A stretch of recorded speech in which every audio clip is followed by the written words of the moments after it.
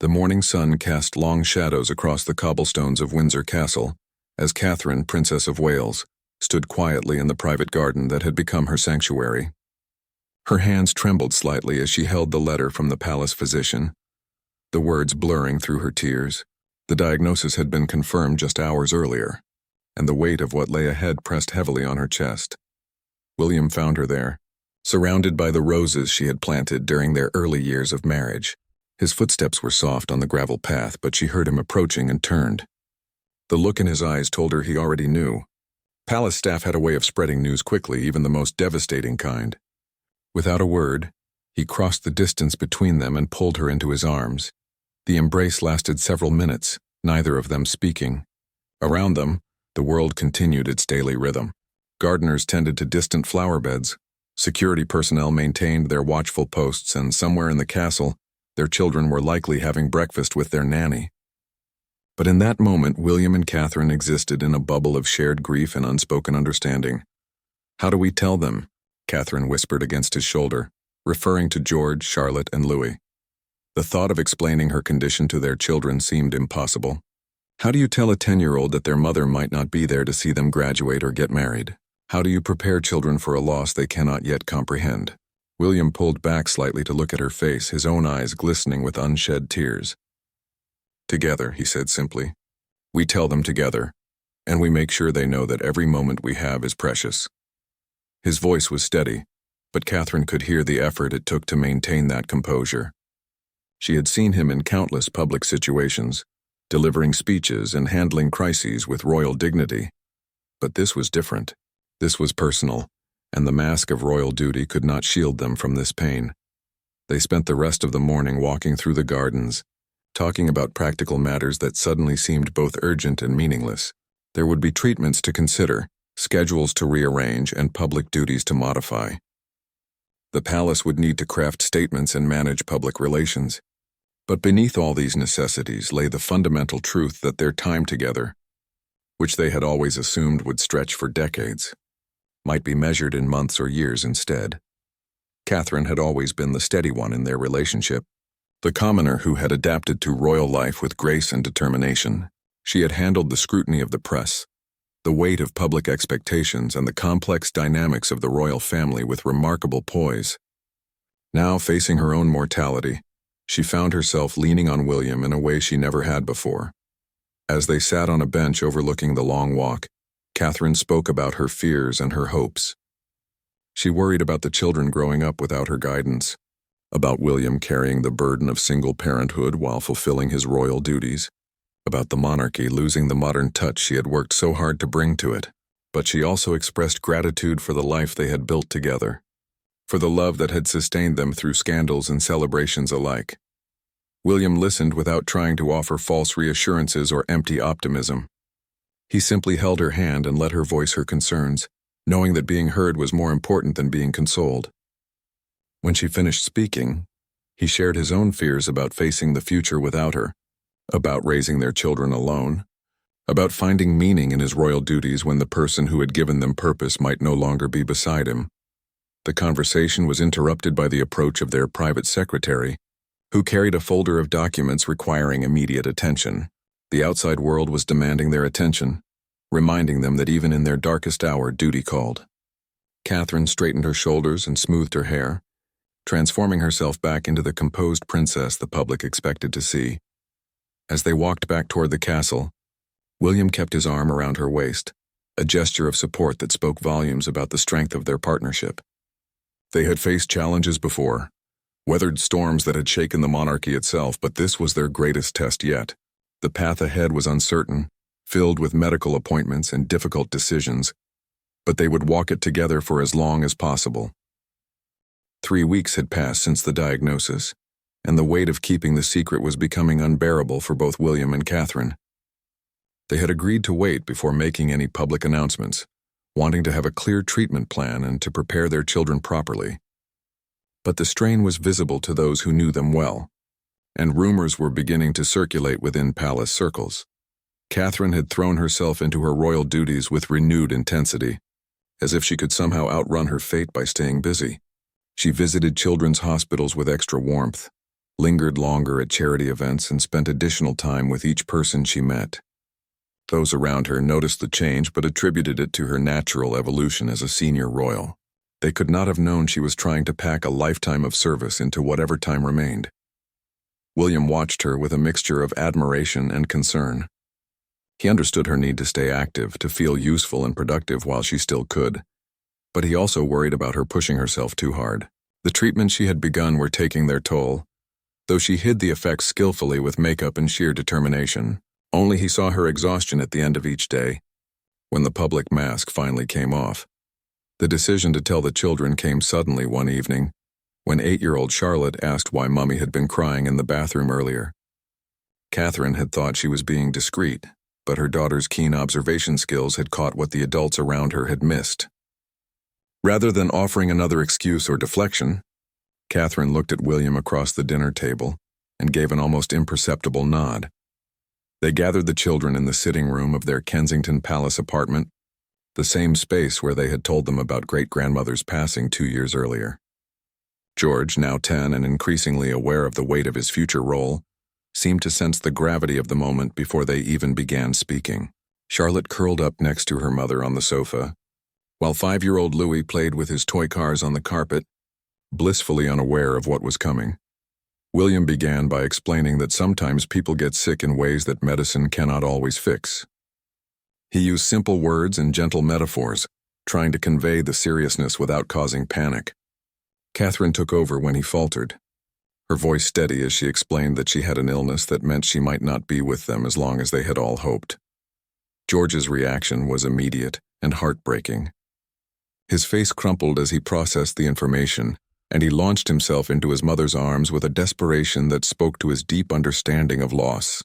Charlotte asked practical questions with the bluntness of childhood, wanting to know if Mummy would be there for her next birthday, if she would still help with homework, if she would see her grow up. Louis, not fully grasping the implications, simply wanted to know if Mummy was sad and if he could make her feel better with hugs. The conversation that followed was one of the most difficult of their lives, but also one of the most honest. They talked about making the most of their time together, about creating special memories, and about how much love they all shared. Catherine emphasized that even if she could not be with them physically forever, her love would always be part of them. William promised that no matter what happened, the family would stay strong and that he would always be there for them. Over the following days, the children each processed the news in their own way. George became more protective of his mother, insisting on helping her with small tasks and staying close during family activities. Charlotte channeled her emotions into creating artwork and writing letters that she insisted Catherine save forever. Louis, in his innocent way, began giving his mother extra hugs and kisses as if his affection could somehow heal her illness. The family dynamics shifted in subtle but meaningful ways. Bedtime stories became longer and more elaborate, with Catherine creating fantastical tales where love conquered all obstacles. Weekend trips to their country home took on new significance, with every walk through the woods and every shared meal feeling precious and intentional. William found himself documenting these moments more carefully, taking photographs and videos that would serve as treasures for years to come. Catherine began working on personal projects that would leave lasting legacies for her children. She wrote letters to be opened on their birthdays, graduations, and wedding days. She recorded herself reading their favorite stories and singing the lullabies she had sung to them since infancy. These tasks were emotionally draining but also deeply meaningful, allowing her to feel that she was providing for their future, even if she could not be physically present for it. The palace staff, while not officially informed, began to notice changes in the family's routines and requests. There were more private family time blocked out on the calendar, fewer evening engagements, and a general sense of urgency around family activities. The loyal household members who had served the family for years understood that something significant was happening, and they adjusted their approach accordingly, providing extra support and privacy without needing to be asked. The decision to tell King Charles was perhaps even more difficult than telling the children. Catherine had always shared a special bond with her father-in-law, who had welcomed her into the family with genuine warmth, despite the initial reservations some had about a commoner joining the royal ranks. Charles had been battling his own health issues, and the news of Catherine's diagnosis would add another layer of worry to his already heavy burden. They chose to visit him at Highgrove House on a quiet Sunday afternoon. The king was in his garden, as he often was, tending to the organic vegetables he had been growing for decades. The sight of him, slightly stooped but still energetic at 75, made Catherine's heart ache. She wondered how many more afternoons like this they would share, how many more conversations about sustainable farming and environmental conservation they would have. Charles knew immediately that something was wrong. His experience with life's hardships had given him an intuitive sense for reading the emotions of those he loved. When William asked if they could speak privately, the king set down his gardening tools and led them to the conservatory where they had shared so many family meals and intimate conversations. Over the years, Catherine delivered the news with the same gentle directness she had used with the children, but she could see the impact it had on Charles was profound. His face aged visibly as she spoke, and his hands shook slightly as he reached for his teacup. The king had already lost his mother, his father, and had watched his own wife battle health challenges. The thought of losing Catherine, who had brought such stability and joy to his son's life, was almost unbearable. What followed was a conversation about legacy, about duty, and about the continuation of the monarchy despite personal tragedy. Charles spoke about his own mortality with a frankness that surprised them both, acknowledging that his time as king might be shorter than originally hoped, and that William would likely need to prepare for greater responsibilities sooner than expected. The weight of these realizations settled heavily on all three of them. The king insisted on involving his personal physicians in Catherine's care, bringing in specialists from around the world and exploring every possible treatment option. Money was no object, and royal influence opened doors that might otherwise remain closed. But they all understood that some battles cannot be won with wealth or position, and that sometimes the most powerful people in the world are as helpless as anyone else when facing life's fundamental challenges. Catherine found herself becoming closer to King Charles during this period than she had ever been before. They began taking long walks together when her energy permitted, discussing everything from philosophy to their shared concerns about the children's future. Charles shared stories about Diana that he had never told anyone else, drawing parallels between the two women who had captured William's heart at different times in his life.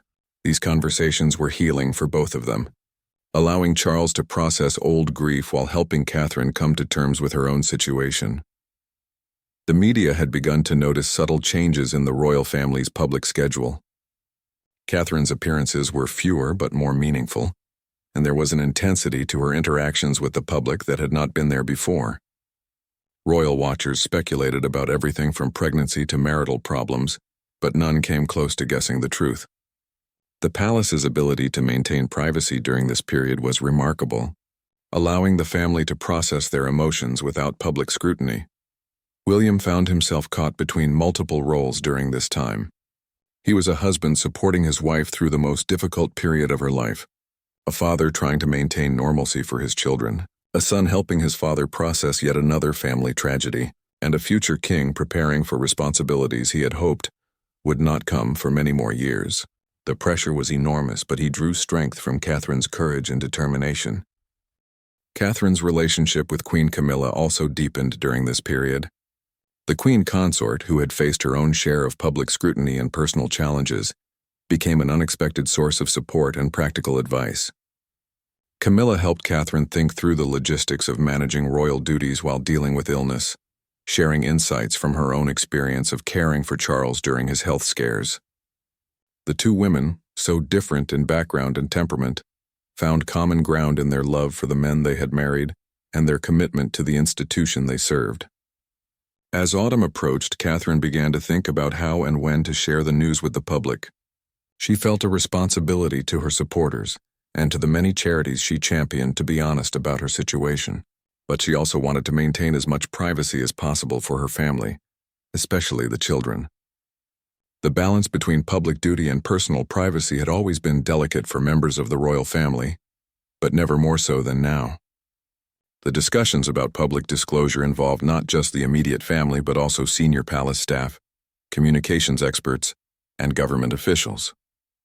The news would have implications beyond just personal sympathy, potentially affecting everything from the line of succession to public confidence in the monarchy. Every word of any eventual statement would be carefully crafted and extensively reviewed, but the core message would remain simple and honest, reflecting Catherine's own straightforward approach to life. The moment Catherine had been dreading finally arrived on a gray November morning. She woke up feeling weaker than she had in weeks, and when she tried to get out of bed, her legs simply would not support her weight. William found her sitting on the edge of the bed, tears streaming down her face, not from physical pain but from the realization that her body was beginning to fail her more quickly than the doctors had predicted. The hospital stay that followed was kept completely secret from the public. Catherine was admitted under an assumed name to a private wing of a London hospital, with security measures so tight that even most of the medical staff were unaware of her true identity. The children were told she needed some special treatment that required her to stay at the hospital for a few days, but they sensed this was different from her previous outpatient appointments. William practically lived at the hospital during this time, sleeping in the chair next to Catherine's bed and coordinating his royal duties around her treatment schedule. The sight of him in rumpled clothes, unshaven and exhausted, was a stark contrast to his usual polished public appearance. Palace staff who needed to reach him learned to expect delays in responses and understood that everything except the most urgent matters would have to wait. Catherine used this enforced rest period to have deeper conversations with William about their future and his life after she was gone. These discussions were emotionally devastating but also necessary, covering everything from how he should handle the children's grief to whom he might turn to for companionship in the years ahead. Catherine even brought up the possibility of him remarrying eventually, though the conversation was too painful for either of them to pursue in detail. The medical team caring for Catherine was the best that money and royal connections could provide, but their prognosis was becoming increasingly grim. The treatments that had initially shown promise were no longer effective, and the aggressive nature of her condition meant that time was running shorter than anyone had hoped. The lead physician, Dr. Margaret Hamilton, had the difficult task of helping the family understand that they were transitioning from curative care to comfort care. During her hospital stay, Catherine received visits from people who had been important to her throughout her life. Her parents, Michael and Carol Middleton, came every day, often bringing small gifts from home like her favorite tea or photographs from family holidays. Her sister Pippa brought updates from the outside world and helped maintain some sense of normalcy through gossip and laughter. Her brother James, typically more reserved, surprised everyone by spending hours simply sitting with Catherine, sometimes in comfortable silence and sometimes sharing memories from their childhood. The most heartbreaking visit came from her children, who were finally allowed to see her after several days. George tried to be brave and mature, asking about her medical equipment with scientific curiosity, but he broke down when he hugged her goodbye. Charlotte brought drawings she had made of their family, including one where everyone had angel wings. Louis, confused by the hospital environment, kept asking when Mummy would come home to play with him in the garden. Catherine made a decision during this hospital stay that surprised everyone, including William. She wanted to make one final public appearance, a carefully orchestrated farewell that would allow her to thank the people who had supported her throughout her royal journey and to say goodbye on her own terms. The idea terrified the palace staff, who worried about her physical ability to manage such an event and the public relations implications of such an unprecedented move. William initially opposed the idea, worried that it would be too physically demanding and emotionally difficult for both Catherine and their children. But as he watched her become more determined and focused when discussing the plans, he realized that this final act of service was important to her sense of purpose and dignity. If she wanted to end her public life the same way she had lived it, with grace and service to others, then he would support her completely. The planning for this farewell appearance began immediately, with every detail carefully considered. It would need to be somewhere meaningful to Catherine, accessible enough for her current physical limitations and suitable for the kind of personal message she wanted to deliver. After much discussion, they settled on the Children's Hospital, where she had done some of her most meaningful work, a place that represented her commitment to helping others and her special connection with young people. The hospital staff were informed only days before the visit, and even then, only the senior administrators knew the true reason for the appearance. Catherine had insisted that the focus should be on the children and families at the hospital, not on her own situation, though everyone involved understood that this would likely be her final official engagement. As the date approached, Catherine worked with the palace communications team to prepare remarks that would serve multiple purposes. She wanted to thank the public for their support, encourage continued attention to the causes she had championed, and say goodbye without being overly dramatic or maudlin. The speech went through numerous drafts, with Catherine insisting on striking the right tone between honesty and hope. The night before the hospital visit, Catherine and William sat together in her hospital room, holding hands and talking about the legacy she would leave behind. She spoke about her hope that her work with early childhood development would continue, that her children would remember her love more than her illness, and that William would find happiness again after an appropriate period of mourning. It was a conversation filled with both sorrow and love, marking the end of one chapter of their lives and the beginning of a very different future. The morning of Catherine's final public appearance dawned crisp and clear, as if nature itself was providing a perfect backdrop for this momentous day. She had been discharged from the hospital the previous evening and spent the night at Kensington Palace, wanting to prepare for this event in the familiar surroundings of her own home. Her stylist had carefully chosen an outfit that would project strength while accommodating her physical limitations, settling on a deep blue dress that had always been one of her favorites. William watched as Catherine's team helped her get ready, marveling at her determination to look her absolute best for this final act of public service. Despite the weight loss and the fatigue that had become her constant companion, she still possessed the natural grace that had first caught his attention all those years ago at university.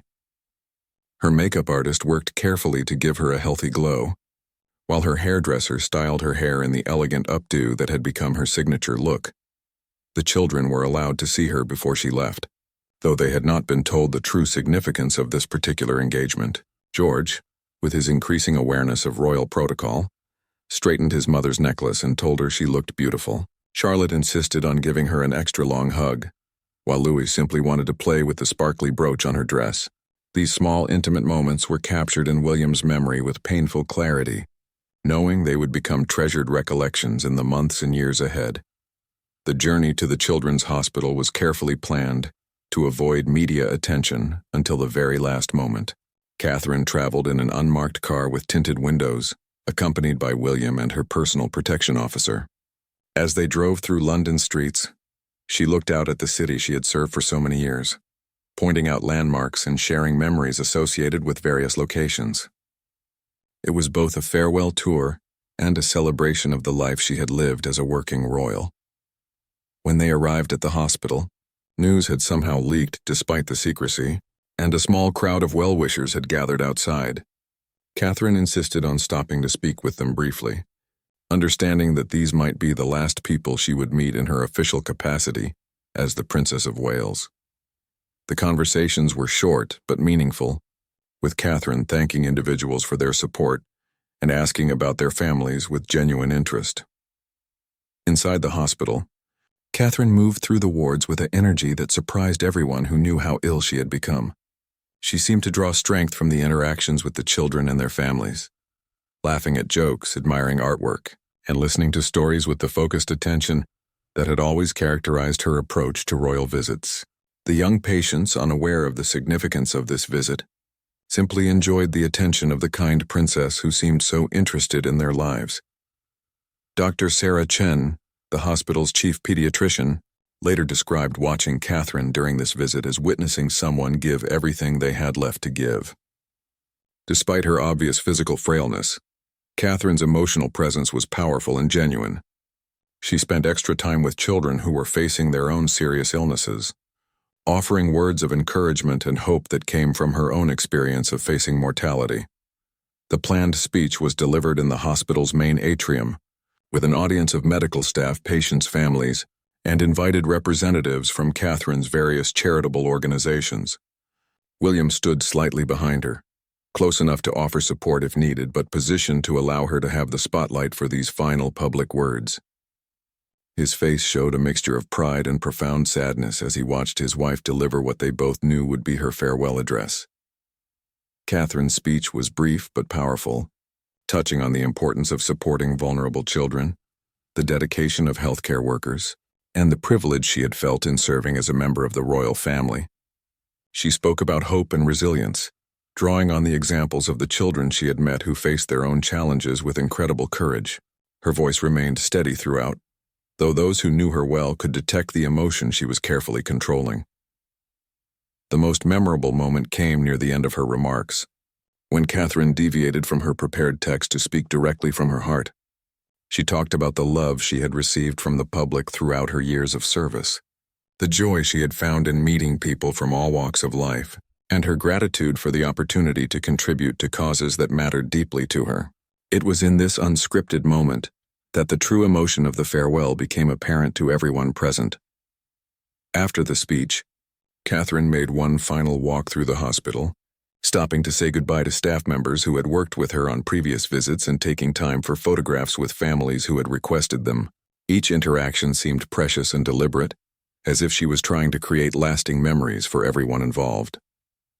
The hospital photographer captured these moments, creating a visual record of dignity and grace under the most difficult circumstances. The return journey to Kensington Palace was quiet, with Catherine resting her head on William's shoulder as the car navigated through London traffic. She had given everything she had to this final public appearance, and the exhaustion was now overwhelming. But there was also a sense of completion, of having ended her public service career in exactly the way she had hoped. She had maintained her dignity, focused on others rather than herself, and left people with positive memories rather than sadness. That evening, as news of the hospital visit began to spread and speculation mounted about its significance, Catherine and William sat together in their private sitting room, finally allowing themselves to process the emotions of the day.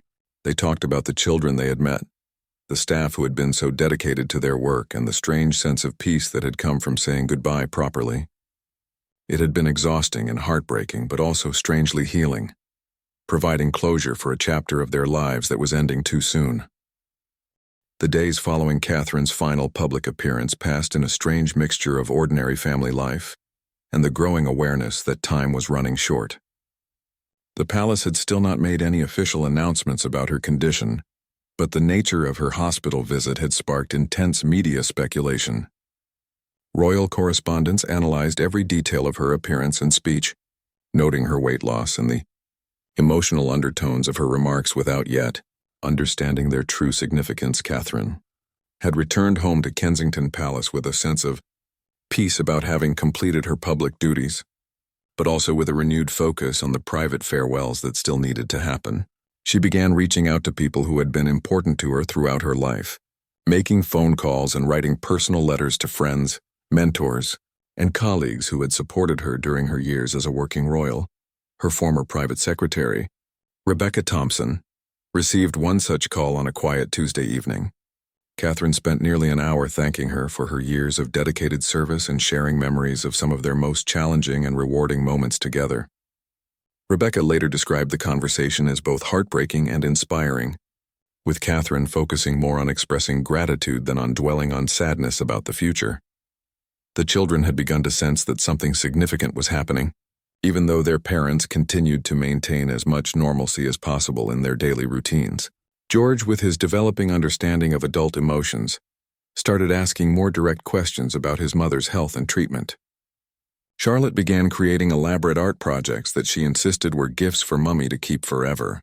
Louis, still young enough to live primarily in the present moment, continued his usual energetic play but seemed to seek out extra cuddles and attention from both parents. William found himself documenting these final weeks with an intensity that was both precious and painful.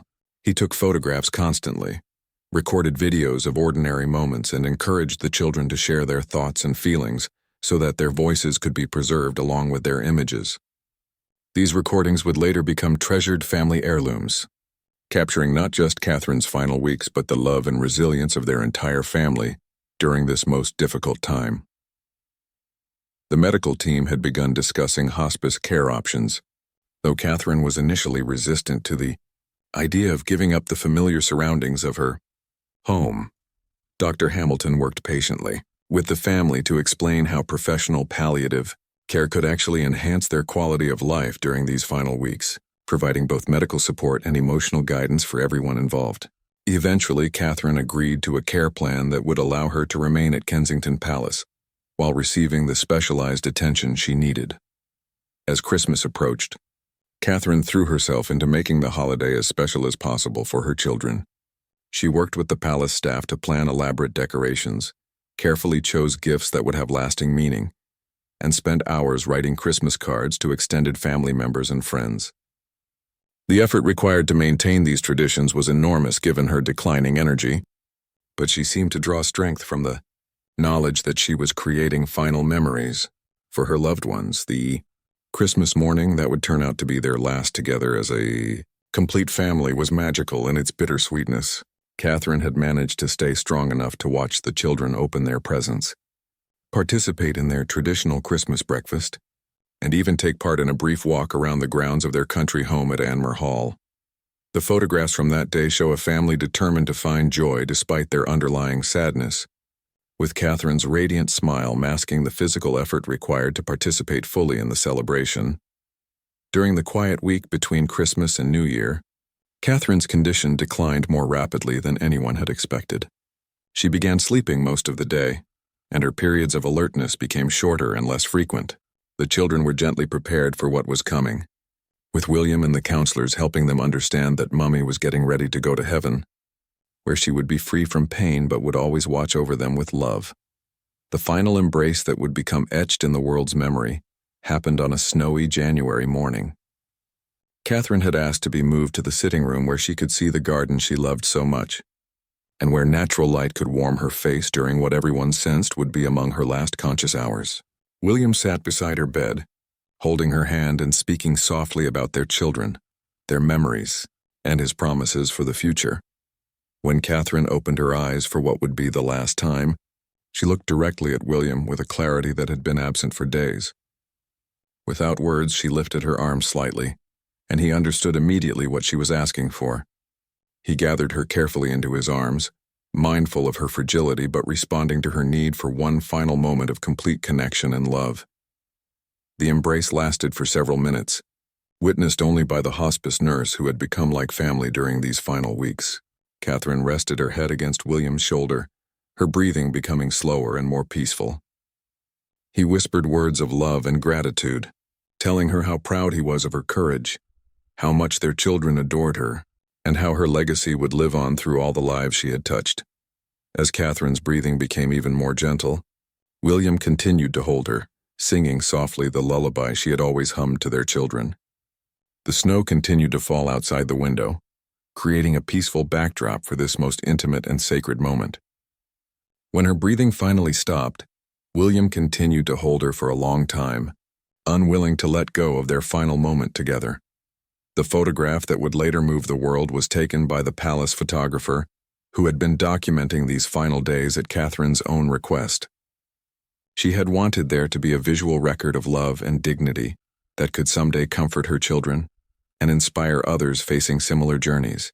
The image captured not just a goodbye, but a testament to the power of love to provide strength and grace even in life's most difficult moments. The children were brought in shortly after, and each had their own private moment to say goodbye to their mother. The grief counselor helped them understand that while Mummy's body had stopped working, her love for them would never end. George placed his favorite book beside her, Charlotte left one of her drawings, and Louis simply kissed her forehead and whispered that he loved her. When the news was finally released to the public several hours later, the outpouring of grief and support was immediate and overwhelming. The photograph of William and Catherine's final embrace, released with the family's permission, became one of the most powerful images of love and loss in modern royal history. People around the world saw in it their own experiences of saying goodbye to loved ones, their own understanding of how precious and painful such moments can be. The state funeral that followed was a celebration of Catherine's life and service, attended by world leaders and ordinary citizens alike who had been touched by her grace and dedication. But for those who knew her best, the truest memorial was not the grand ceremony but the quiet moments of love and connection that had defined her final weeks, and especially that last tender embrace that spoke volumes about the depth of love that had sustained their family through their greatest trial. William would later say that while the pain of losing Catherine never fully disappeared, the memory of their final embrace gave him strength during his darkest moments. It reminded him that love truly is stronger than death, and that the bonds they had forged would continue to guide and comfort him and their children for all the years ahead. The world had witnessed not just a farewell, but a demonstration of how grace, dignity, and love can triumph even in the face of life's greatest challenges.